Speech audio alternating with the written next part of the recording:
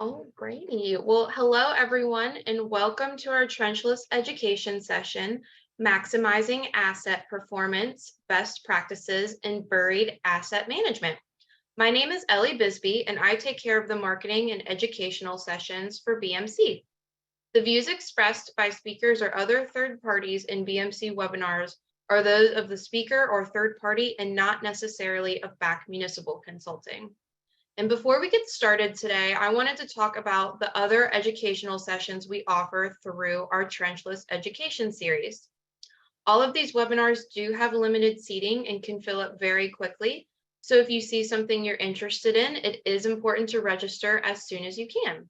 And these include manhole rehab overview, cured in place manhole, large diameter geopolymer cementitious lining, automated defect recognition for pipes, gasket sealing for cured in place pipe, ask the trenchless experts, efficient data collection for CCTV, ask the PACP expert, keeping wastewater workers healthy, the engineered cured in place pipe rehab system, UV cured in place pipe success, use of FRP composites for pipeline rehab, pressure pipe inspection, corrosion basics for wastewater applications, pressure pipe rehab using FFRP, asset data analyzation, polymer applications for manholes, and advances in water asset management programs.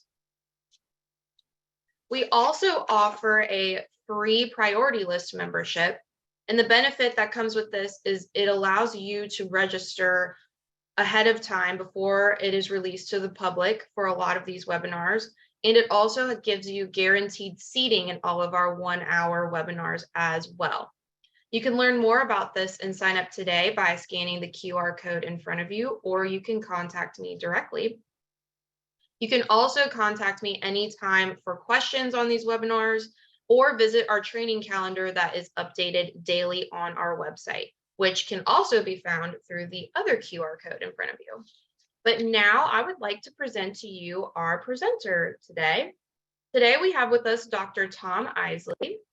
Dr. Isley is a professor of engineering practice, a Beavers Heavy Construction Distribution Fellow, and a Bami Board of Directors Chair. He is also a board member of the World Trade Center in Indianapolis. So Dr. Tom, if you would like to take it away. You might have to start your video. Okay. Ready? Yes. Well, we can't see you, but.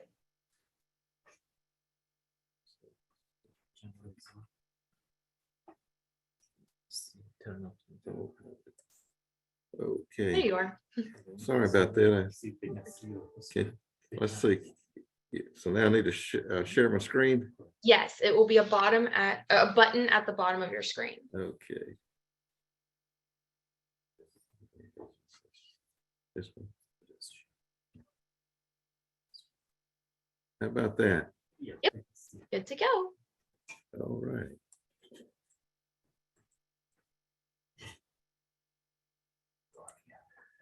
Okay, thank you, Ellie, and I really appreciate the opportunity to be involved with the trenchless educational programs that you sponsor. And I'd like to welcome everybody to this session today.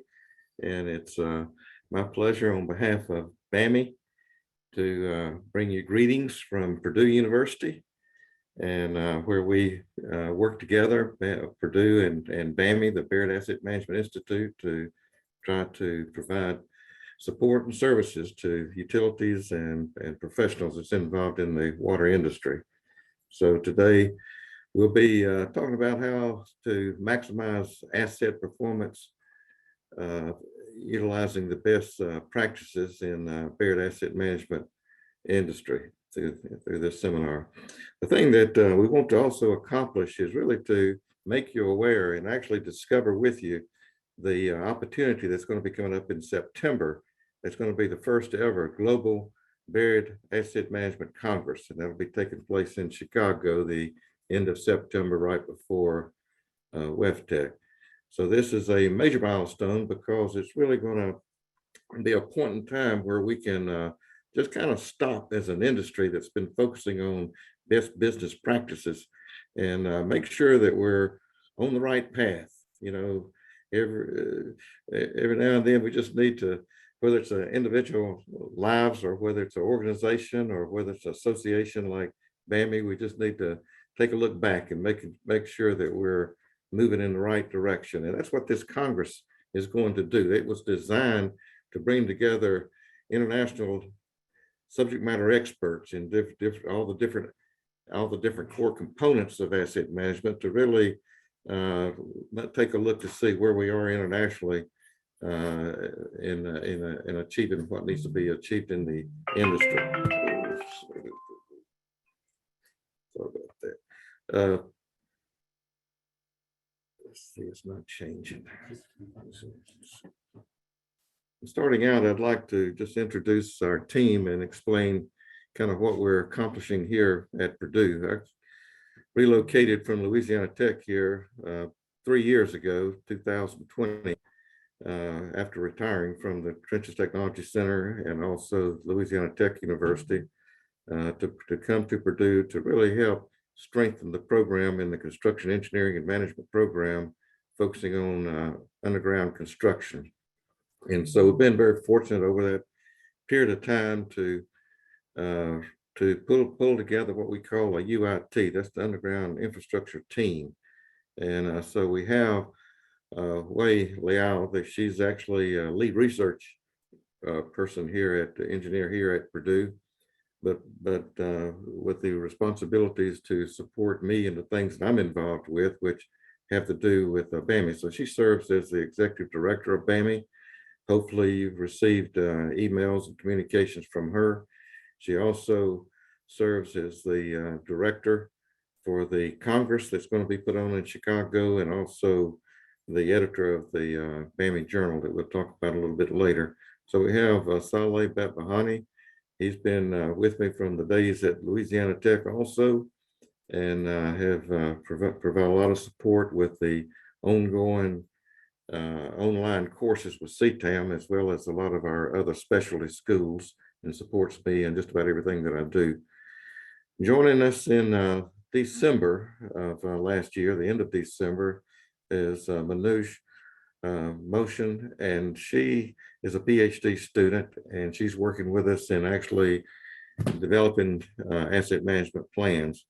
And then we have Xian Zhou. He just joined our team a couple of months ago. He's a PhD student, and he's going to be also working with us in the asset management program and be involved in the Congress and the Journal. He'll be assisting Wei as assistant editor in the Journal. And then Dr. Kim, he's been with us about a year and a half, and he's from a visiting scholar from the University of Seoul, where he worked in the water and wastewater lab at the university, really focusing a lot on drinking water distribution systems and predicting failures and those kind of things. So we've got a very strong team that also is supported by a lot of students here at Purdue and other faculty and staff.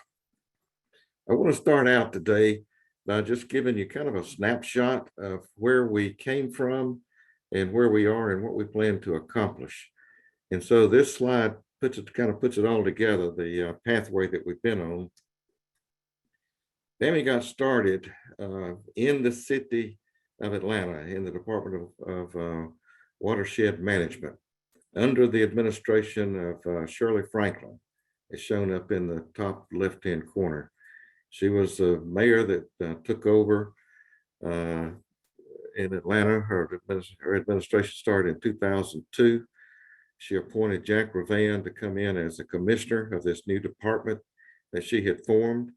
And I had an opportunity in January of 2003 to join with him. And it's kind of exciting because at that time, Atlanta was really struggling with how to move forward with the consent decree program.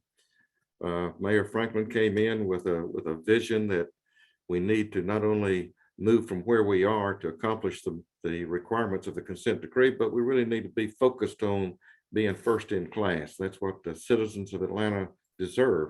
And so she was very successful in getting that message out to the citizens of Atlanta.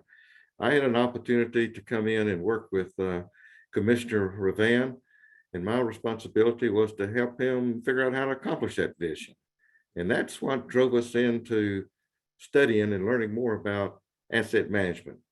We began to realize that the major problems that the city was struggling with is not necessarily the above ground infrastructure, because they'd already invested a lot of money into the plants and pumping stations and things like that. But the real challenge was how to deal with the underground infrastructure, what we call buried assets, and what Mayor Franklin often referred to as our buried treasures, to emphasize the importance and the value of what we have underneath our feet. So I had an opportunity to join that initiative. I was very fortunate in the fact that EPA at that time was also really trying to do a lot to get more of the utilities, water utilities, informed about the benefits of asset management. Steve Albee, that was kind of the champion of EPA. He started out really getting focused on the importance of asset management as a result of being the author of the gap analysis that was done by EPA in the mid-90s. They really showed the gap between what's being invested in the water industry and what's needed, the gap. And so what he was able to do is get support to actually travel around the world and go into different countries and see what they're doing as far as managing their assets. He was very impressed with what was going on in New Zealand and also in Australia, came back to the United States and started putting on a series of workshops. It was about that time that I was introduced to Steve Albee and was able to not only attend some of his workshops, but also bring him into Atlanta to help us establish our asset management focus. And so that was a really unique opportunity for me. And it was a really education, because I had realized that after my work at the Trenches Technology Center and the work I had done in pipeline condition assessment, that you can have the best technical solutions and you can have the best understanding of what your problems are. But if you don't have all that tied together under a comprehensive risk-based asset management program, still probably not going to be making the best decisions for the utility. So that's kind of what we were working with within the Department of Watershed Management of the city. And as a result of bringing in some academic researchers to meet with us to help us understand not only the problems, but what we need to do to solve those problems, it became known as the Buried Asset Management Institute. And then in 2004 was a milestone development with Bami, because we moved out from being an entity within the city to being a nonprofit standalone organization with a board of directors and to become an organization that can really be more responsive to the needs and interests of the utility and water professional community. So that took place in 2004, and that's the way we're established today.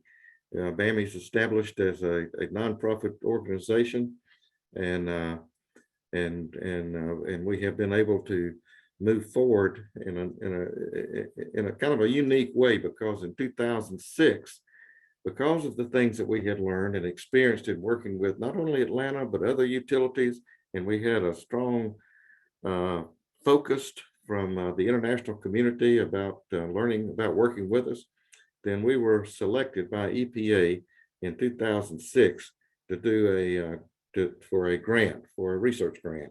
It's kind of unique about this particular grant, because our responsibility was to look across the country and determine what utilities, large and small, really needed to understand what asset management was all about, and also how to develop programs and plans and start implementing those plans to receive the benefit.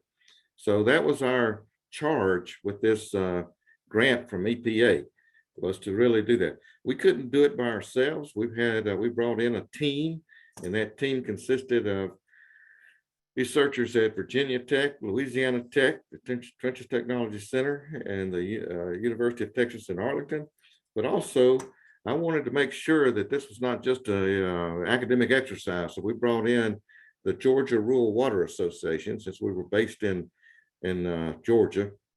We brought them in as a subcontractor to Bami to really oversee the things that we were doing to make sure that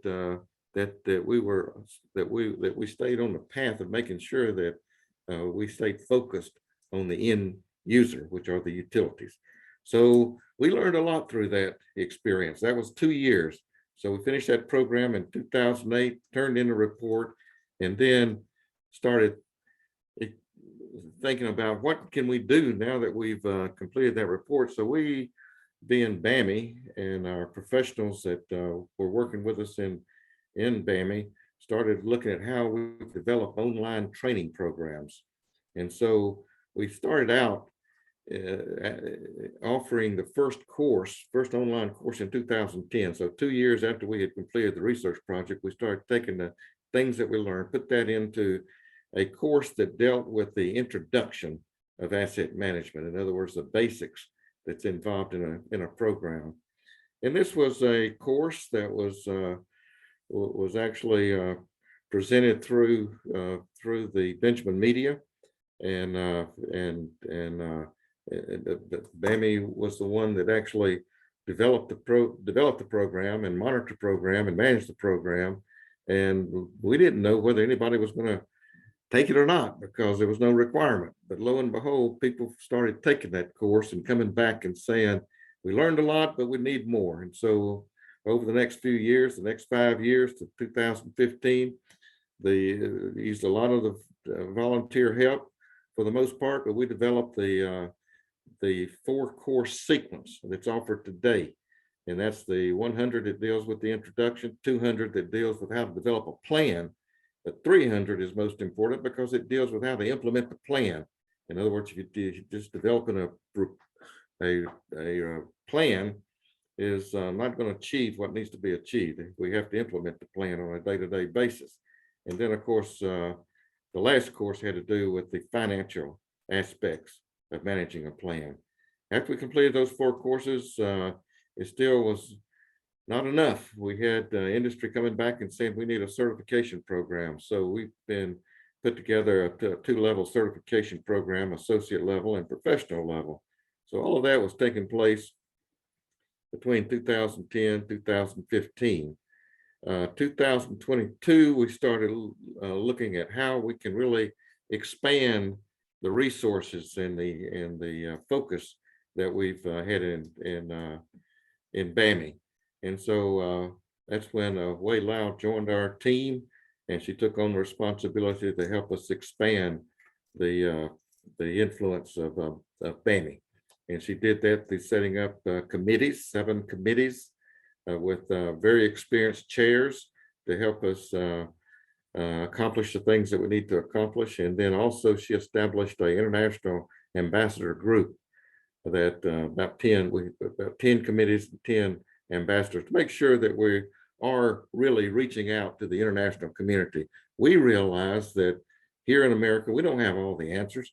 We realize there's great things happening in Asia and in Australia, New Zealand, in Europe, Canada, and other places. So the idea is that we can learn from each other, which we started out with that by utilizing the manuals and so forth that was coming out of New Zealand and Australia. So it's time now in 2023 to again stop and take a look back and make sure as an international community that we're on the right path. And so that's the benefit of being able to participate in this Congress that's coming up. Some of you may be new to the concept of asset management. There's a number of definitions out there. I like to kind of keep it simple. And this is one that was used by EPA, and it's just maintaining the desired levels of service.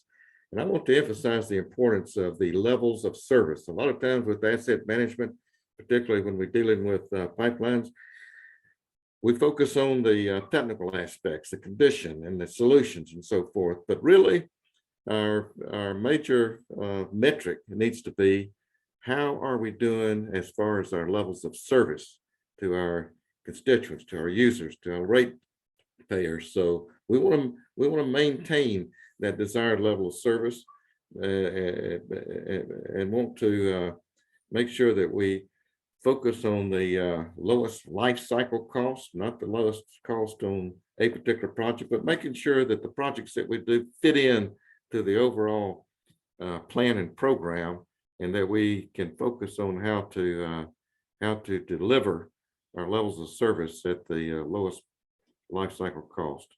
And in order to do that, we've got to be able to draw from the best technical solutions and the best knowledge-based data management systems that we have. So that's pretty much what we're looking at. I guess to put it in simple terms, basically we want to move from reactive to proactive. And why do we want to do that? It's all about the money.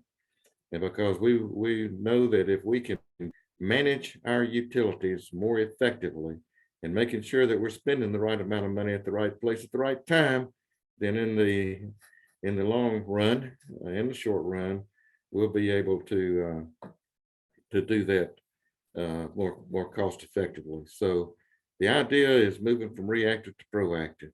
And I can tell you, after 20 years of experience in working with large utilities and small utilities, that's not always easy. It takes commitment. It takes a champion. It takes a number of different factors that come to play that can allow us to really change the culture, and in many cases to making sure that everybody in the organization, or every department in the organization, is working together as a team in order to do what's best for the ratepayers, and making sure the levels of service. So that's in the back of your mind. Keep that in place. Reactive, proactive, because of the money. So I wanted to just bring up something that came out of the Trenches Technology magazine, Benjamin Media.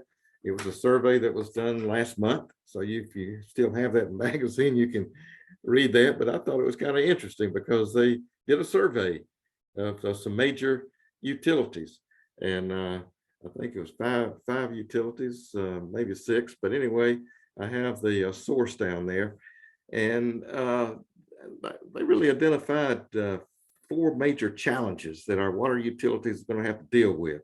If we're going to maximize our assets, then we have to be aware of the resources that's out there, what the challenges are, and have a pathway for being able to deal with those as an industry and as a utility, and often as the individuals.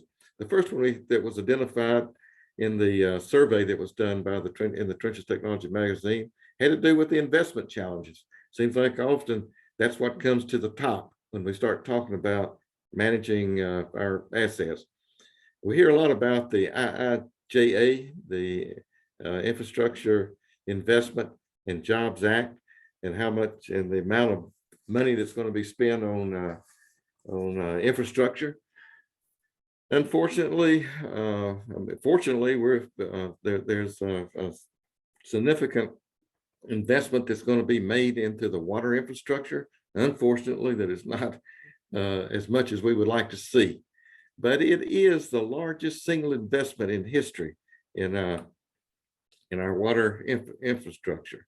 But the second bullet there under investment challenges, you see that really what we need over the next 25 years is about $1 trillion. And that's consistent with a number of gap analysis studies that have been done by a number of organizations.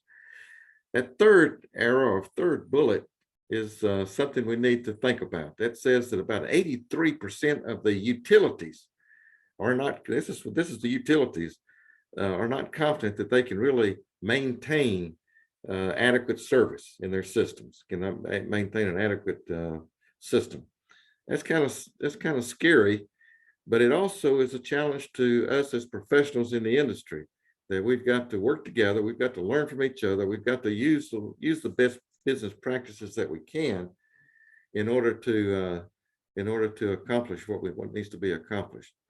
The next major category talks about the main system challenges. These have to do with the utility. Now, these are utilities talking, and they're saying that the main things that they have to deal with are the structural defects, infiltration, inflow, and the water loss from their systems. So those are not new challenges, but we still have those challenges that we've got to deal with. The third major category has to do with the workforce. I think we're all aware of the fact that a lot of our knowledge base in these utilities are soon going to be exiting through retirement and other factors. But we've got to bring in not only the new talent, but also the best talent. And there's you know, and that requires a commitment to training and education and making sure that we can get the best talent in there. And that last category, this was brought out again by the utilities, that what they're struggling with is a lot of changes in the regulations and the reporting that's required. I mean, we've been working with in Indiana with the Alliance of Indiana Rural Water, and just dealing with the lead service line, and that's just one aspect of asset management that we've got to deal with, where all the utilities have to develop, first of all, phase one, the inventory. So all of this is reporting that has to be done on a statewide basis and a national basis. But these are challenges. These are real challenges: environmental permitting and reporting, and a lot of the regulations that's listed in that fourth era is you know, are things that's part of that. So this is what I feel like we've got to focus on: the roadmap to address these challenges, to maximize our effectiveness in asset management is going to require innovation, validation, education. So what am I talking about? Innovation, I believe we've got to be innovative in every aspect of the operation of the utility. And that's not just innovation in technical solutions, it's innovation in how we evaluate the challenges on a day-to-day basis. In other words, I like to phrase it when I'm teaching courses in asset management that we really need to wake up every day trying to figure out how we can do things better, and see you know, what needs to be changed, and change often is difficult. But I also like to emphasize that next flag on the roadmap to addressing those challenges that we just talked about previously, and that's validation. That comes from making sure that the things that we're going to recommend to be done in our utilities, whether it's a technical solution or a management decision or a data acquisition system, is that we have done a thorough job, done our due diligence in making sure that it's going to accomplish what needs to be accomplished. I have had an opportunity to work a lot with the validation of various technical technologies and also programs, and often we see that there's often a deficiency in what's being proclaimed as far as the technology that we're looking at, as opposed to what really happens. So that's an area where I think we'll see some changes develop. I'll mention that a little bit later on.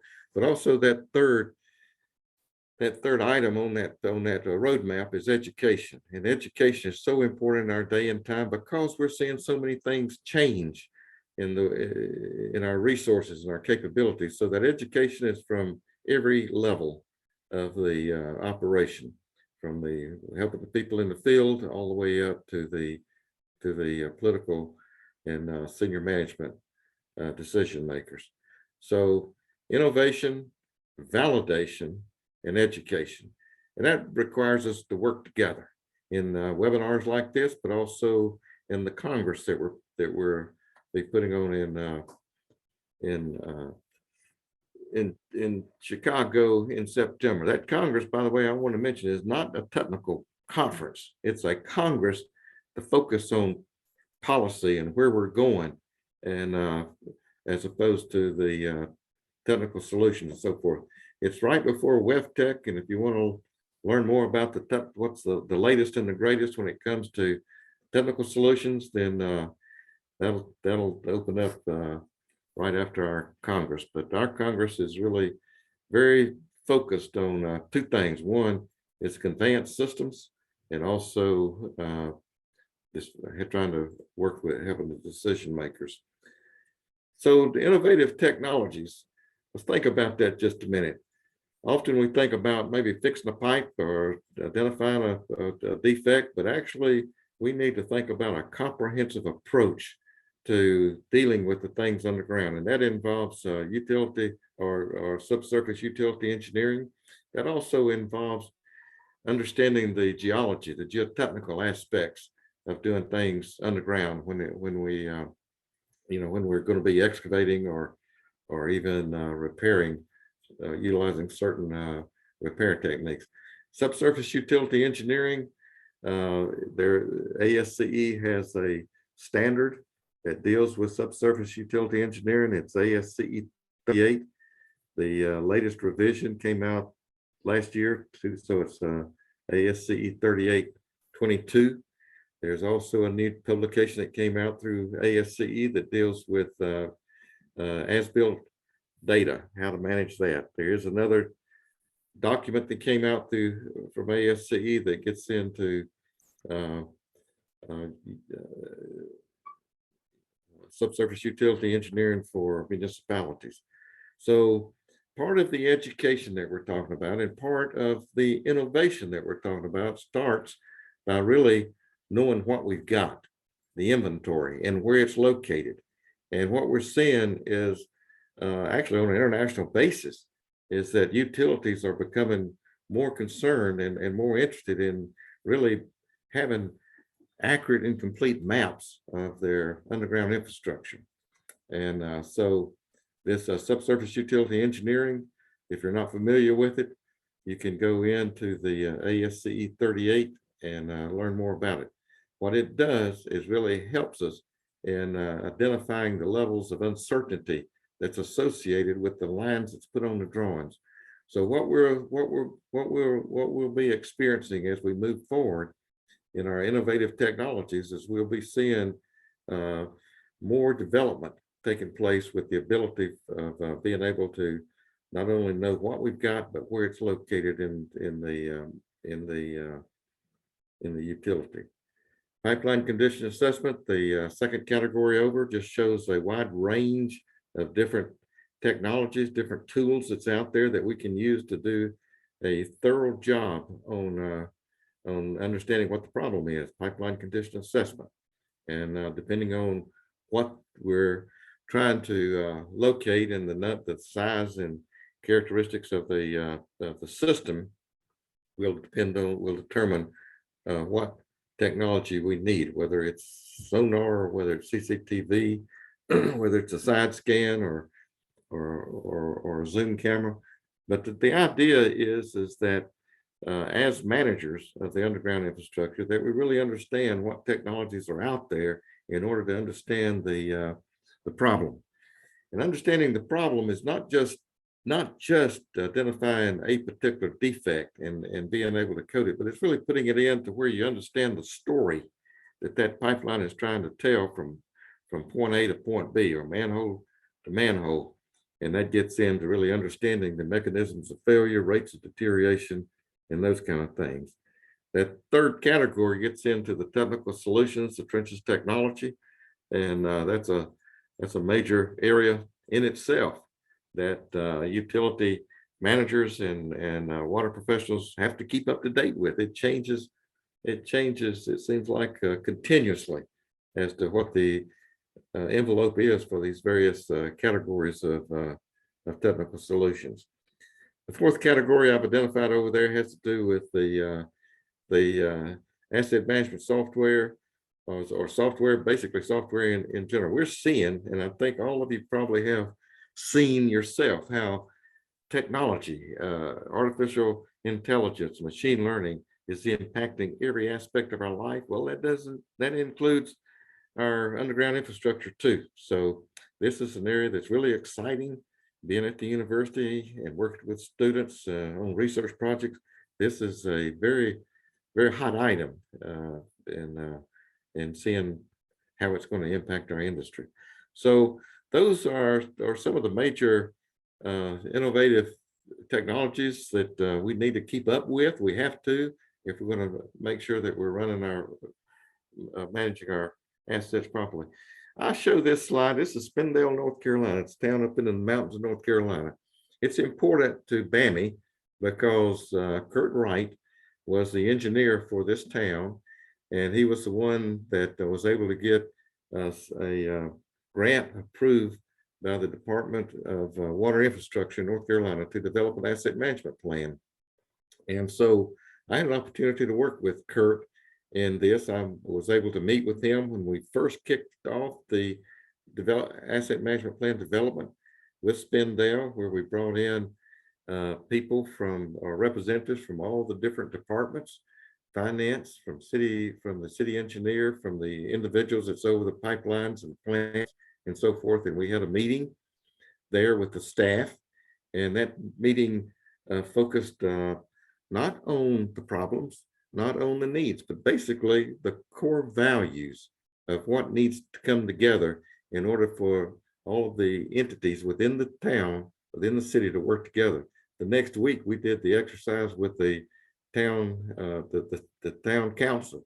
Believe it or not, we had a workshop where they actually went through and talked about core values for the wastewater system, which was what the asset management plan focused on. Then we were able to go through and actually develop the plan. What you see on the left side of this slide right here is what's most important in the plan. Yes, we've got to go through in the plan and identify what we've got. That's the inventory. It needs to be accurate and complete.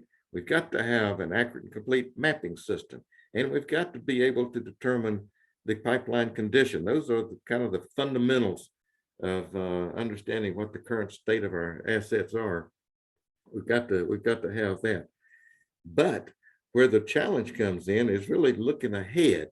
You know, what do the rates need to be in order to accomplish what the utility wants to accomplish? Typically, what we see is the need to develop 3 scenarios. One is what's going to happen in 20 years, and that's typically the time frame that we've got to look at.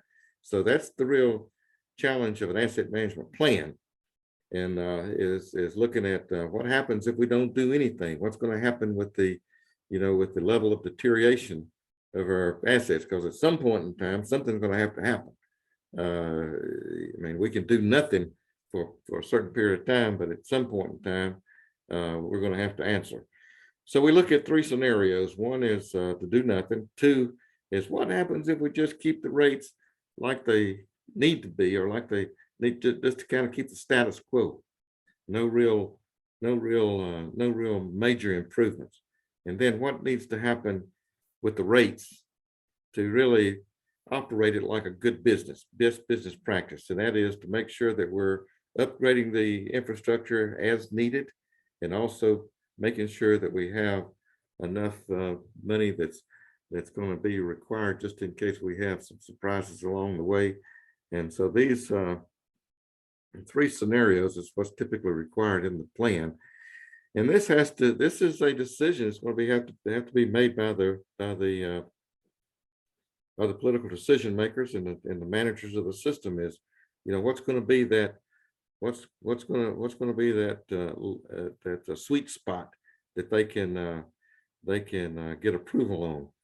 And so we all know the sensitivity that's associated with increasing rates, but what we've seen, and it was really brought out in this example here with Spindale, is that the town council voted unanimously on making sure that they are on that 3rd scenario, where they can raise their rates so that they can improve their system as time goes on and end up with a reserve account.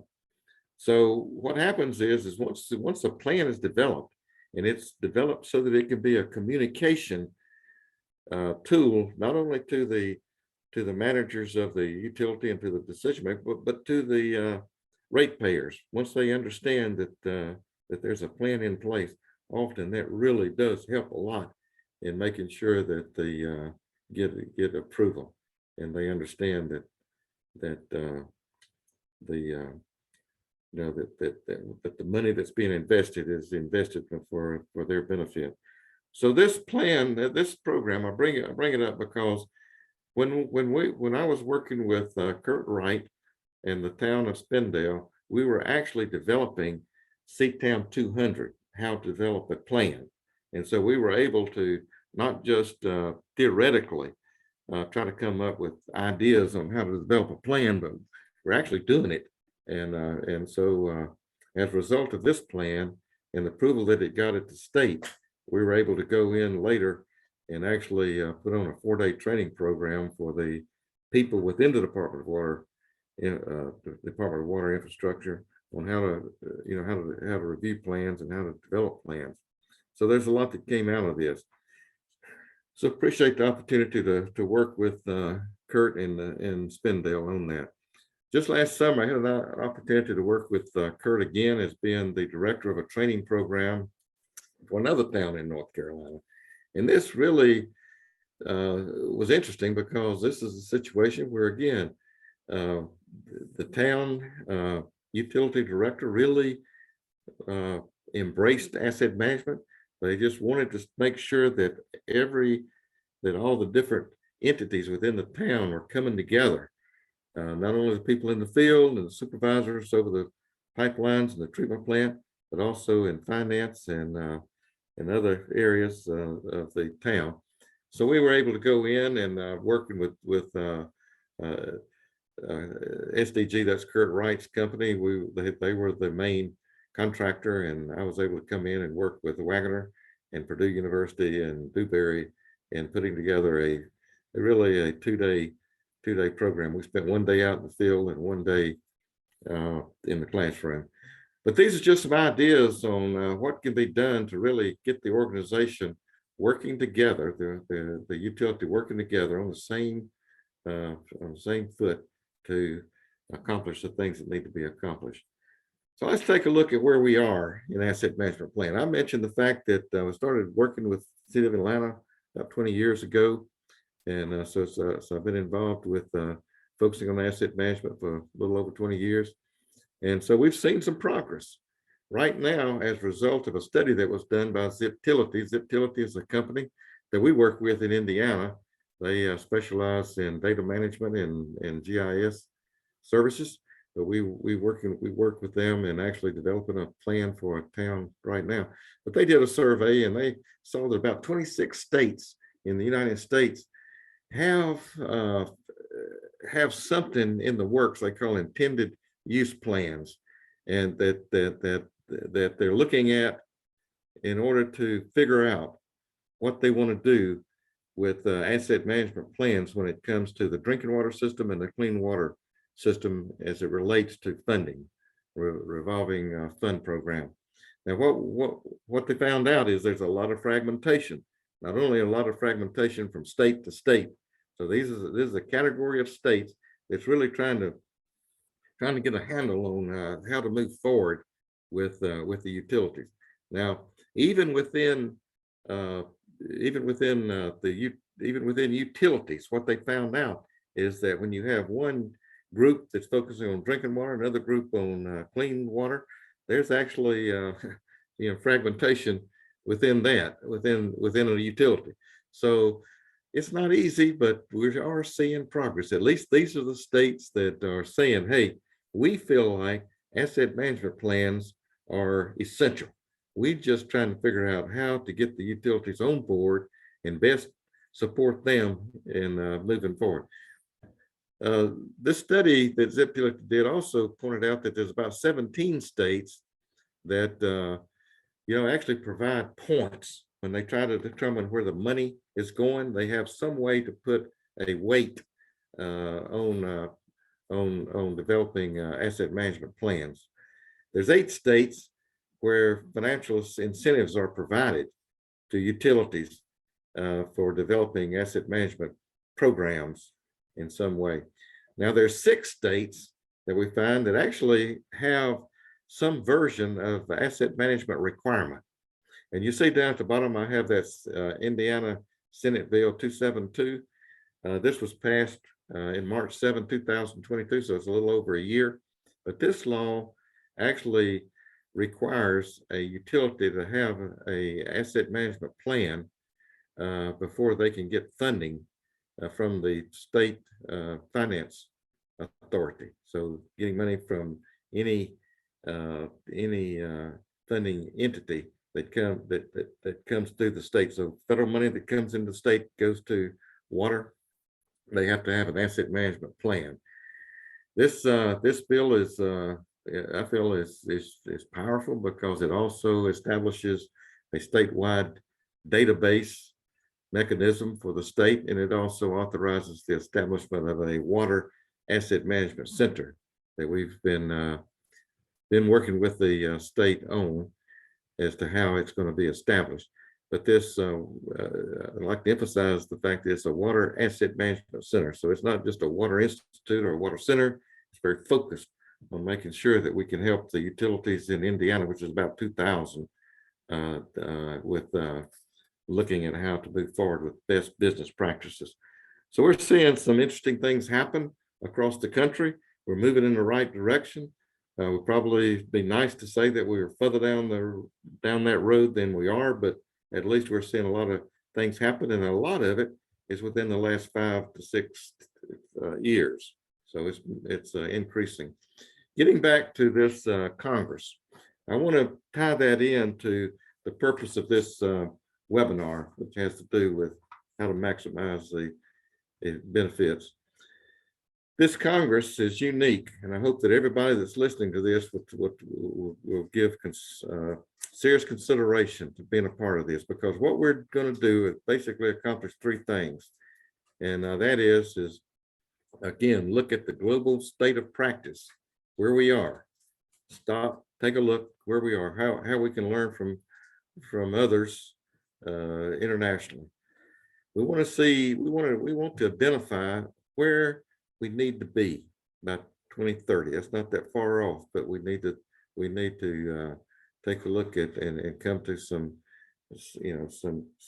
metrics on where we need to be in 2030. The third thing is how to get there. What are we going to do? What can we do? So it's going to be a forum. It's not really meant to be a Congress, a conference from the standpoint of just where you have call for papers, that kind of thing. We have identified, I give away the credit for this, we have identified the international experts that's going to come in, and they're invited speakers that's going to come in and help us in this area. So how to get there, that's going to be the thing that we're going to hopefully walk away with. There will be, we will have information on the front end with the abstracts of the presentations and the presentations themselves. But the main thing is when we finish up at the end, the last part of the program is going to be a panel. And this panel is going to really help us focus on what needs to be done, how we're going to get there. Now, I don't know, the main theme of what we're talking about to accomplish those 3 major items will be to look at how to, what needs to be done in advancing the science and practice of asset management. And there is a lot of science to it. It's management science, it's business practices. It gets into the science of solutions and managing big data, all of the things that we hear a lot about when it comes to managing these assets. So we want to do what we can with the best practices to protect those assets. What can we do to add the value? Third thing is extending the useful life of those assets, and being in compliance with the regulations. So that's kind of the main theme of what we'll be addressing in the Congress. I wanted to just introduce you in the last few minutes here of some of the speakers. Some of them you may know, but others you may not know. We're real pleased to have George Hawkins come in as a keynote speaker. He has been a speaker at ASCE conferences in the past and many others, but he he's founder and CEO of what's called Moonshot Missions. But the thing that attracts us to this, attracted us to him to bring into this Congress is what he experienced when he was the CEO of DC Water. So he'll be talking about revolutionizing utility asset management and his journey at DC Water and beyond. I know that you'll be thrilled to hear his story if you haven't heard it already, because it really outlines what utilities are facing. We're bringing in Heather Hemmelberger. She's the director of the Southwest Environmental Finance Center, University of Mexico. She's been involved with asset management for over 20 years. She's worked with organizations around the world.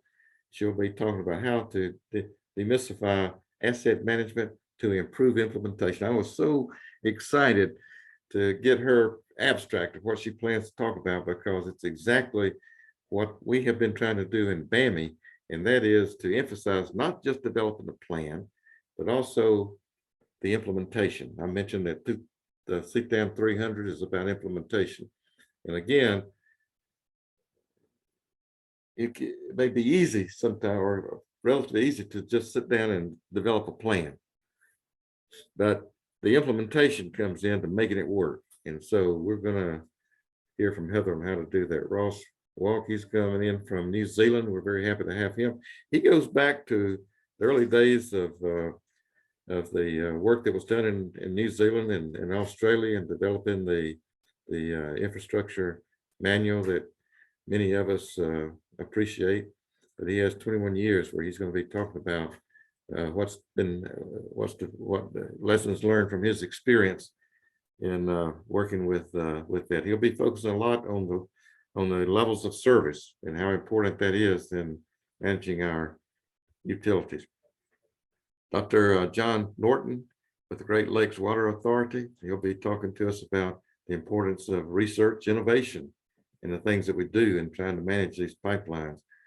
Frederick Wu from the Metropolitan Water Reclamation District up in Chicago talked to us about their experience, their evolution of the asset management program. Large organization, but they serve 120 something different utilities. So we have a lot to, I think, learn from that. We have Greg Baird coming to us. He's been working with Bami for years and helping us put together that CTAM 400 and teaching it. And but he's had a lot of experience in working with utilities on finance management. So he'll be one of our speakers. The Mike Peters is coming in. He's that's going to be kind of a new category, because we're really focusing on renewable energy and how that's impacting our underground infrastructure. And Matt Klein, worked with him for many years back when he was CEO of Indianapolis Water, but he'll be the one that'll be the moderator for the panel. And Tom Sangster, he'll be talking to us about not just inspection, but the importance of asset condition assessment. And I feel so strong about being able to differentiate from just collecting the data and the inspection, and making sure we understand that story that the pipe is talking to us about. Real happy to have Steve Kramer committed to coming in and being one of our speakers. He is the current president of the ASCE Utility Engineering and Surveying Institute. I've known Steve for over 30 years, and tremendous respect for his his background experience.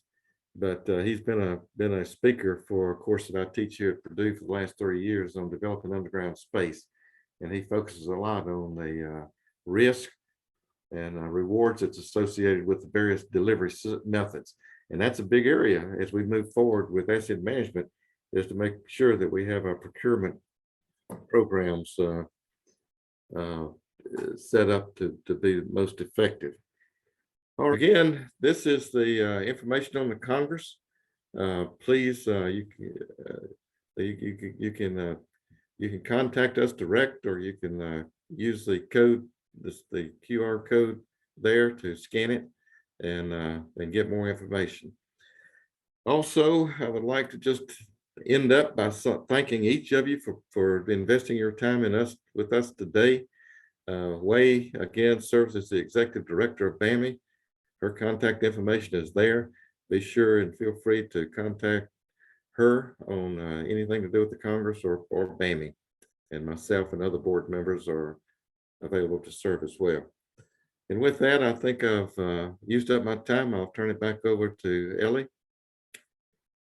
All righty. So before we get started with our Q&A session, I wanted to talk a little bit about some other certification courses that BAC Municipal Consulting offers. We offer 4 NASCO courses, including inspector training for cured in place pipe, inspector training for manhole rehab, pipeline assessment certification only, pipeline, lateral, and manhole certification, as well as PLM recertification as well, if that is what you need. And we are also going to be having some in-person CTAM courses taught by Bami. This is going to be October 30th through November 2nd, and that will be in Cincinnati, Ohio. And if you are interested in learning more about that, please contact me. We also offer a sewer cleaning and safety course called Sewer Cleaning 102. This is a full day virtual course taught by our instructor, Rusty Nizat, and he keeps it very interesting and fun, as you can tell from the pictures. And if you are interested in this, I can send you a very detailed course description. And at BMC, we do offer the most available time slots, weekend classes, 30-day payment terms, and we do cater to all time zones. And if you would like to learn more about any of these classes, please contact me and we can get you registered. And if you would like a PDH certificate for attending today, please use the QR code in front of you or contact me directly. There is a fee associated with this. And Dr. Isley, it does look like we have some questions queued up already. At the bottom of your screen, you'll see a Q&A icon. If anyone has any questions, we are running short on time. So if we do not get to any questions, we will email you individually. So please ask these not anonymously so that we can reach out to you. And Dr. Isley, do you see on your end the first question? Yeah, can you hear me now? Yep, you're good. Okay, yeah, that first question has to do with what future changes do you see being in place for utilities for asset management compliance, such as what's happening in Tennessee and also in Georgia. Georgia is enforcing plans beginning in 2024. So the real question is, do I think these trends are increasing nationwide? And I address this, and yes, we're seeing this happen nationwide. Not only did I present the results of the study that we got from Ziptility, but we have conducted our own assessments here, and we're seeing a lot of interest in looking at what's happening in Indiana, where the law was passed that utilities must have an asset management plan approved in order to get funding. So in the future, so yes, the answer there is, and that's exciting because we see that that's going to help utilities increase the effectiveness of their investments in their utilities. That second question, in your experience with asset management, have you seen or know of any organization, agency, in municipality that use asset management approach above ground for, say, like streets and sidewalk segments? There are many examples of that, and there's many support systems that's available for that. For just to give you one example, here at Purdue, we have and it's available in every state, where they have what they call, what in Indiana it's called LTAP. That's a local technical advisory program. And in that LTAP, it's a part of Purdue University, they provide assistance to municipalities all over the state in developing asset management plans for things like you just talked about, streets and sidewalks and so forth. And so I hope that answers your question. The third question there talks about the abstracts from the speakers and the proceedings. And yes, there will be abstracts and bios on the speakers, but the proceedings, related documents, is going to be more like a a plan, as opposed to a proceedings that just has a presentation. We're actually going to put together, three major components: state of practice, where we need to be, and how we're going to get there. So there'll be three major categories of that. So yes, there'll be documents that's going to come out of the Congress. And what are opportunities for communication and interaction? That's what this Congress is all about. We call it a Congress because we really want to bring in. It's not meant to. The focus is not on large number of attendees. We really are focusing on decision makers, and what we really want to try to do is provide that opportunity for communication, interaction, and again, stay focused on the main purpose of the Congress. Those three major things we want to accomplish. Another question: do you feel like in the future that EPA will require certified asset managers? What I'm seeing, I don't know that EPA will require that, but what I'm seeing is that the states are really looking at certifying asset managers. We have the 2-level asset manager certification within Bami, and that's one of the reasons that in the state of Indiana, we're looking at a joint venture between Bami and Purdue University to establish this water asset management center. Is because we have the certification. It's going to be important that the people that may be providing professional service to utilities and developing these plans really are trained and certified in being able to accomplish that. Otherwise, there could be a lot of fragmentation and confusion.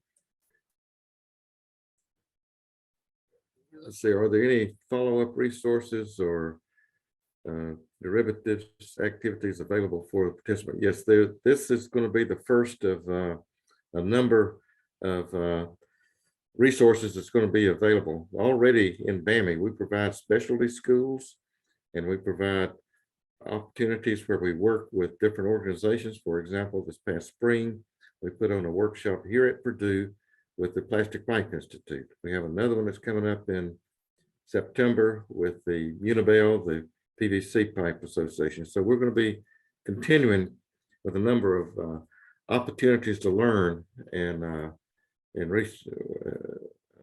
resources from to support the industry. We have another question. Do you feel like the future that EPA were, well, that's the one I just read, I guess. Let's see.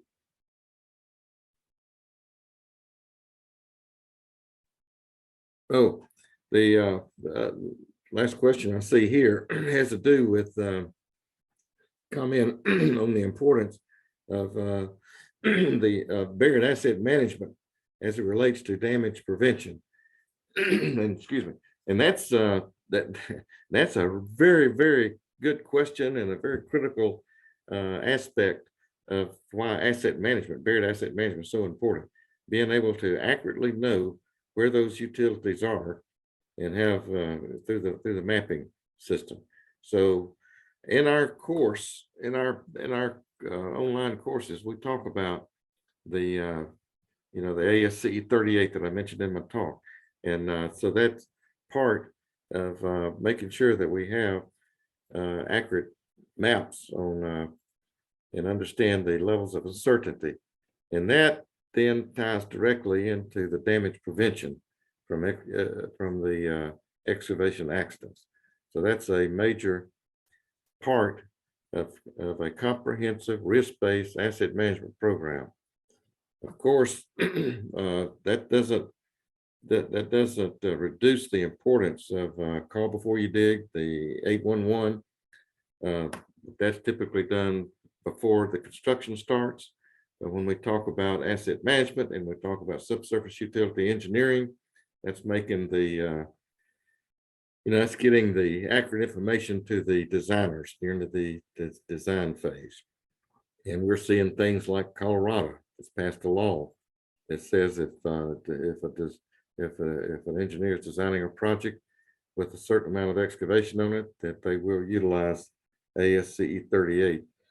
So there's a lot of things that's happening, and I think they're moving us forward in the direction that we need to go to make sure that we are managing our assets more effectively. Ellie, I'll turn it back over to you. I think we touched on the questions. You know how to get in touch with us, and please contact us if you have other questions or need us to go deeper into answering these questions. Ellie? Yeah, so that concludes today's session, and thank you so much, Dr. Isley. And if anyone has any questions, please contact me and I will direct you to him. So thank you. Thank you. Bye-bye. Bye-bye.